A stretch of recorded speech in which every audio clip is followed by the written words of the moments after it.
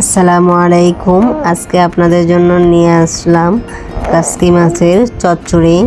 এখানে আমি ছোট কাসকি মাছ নিয়েছি, আপনারা যে কোনো কাসকি মাছ নিতে পারেন।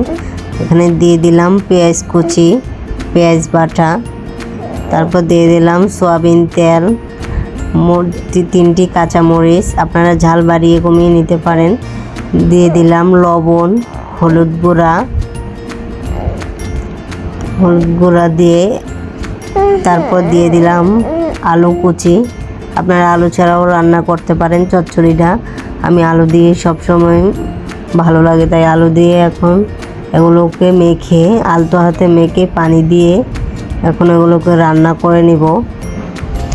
আমার চচ্চড়িটা বলক এসে গেছে, এখন এগুলোকে মাখা মাখা করে রান্না করে নিব। এই তো আমার রান্না প্রায় শেষের দিকে, মাখা মাখা হয়ে গেছে, এখন নামিয়ে নিব।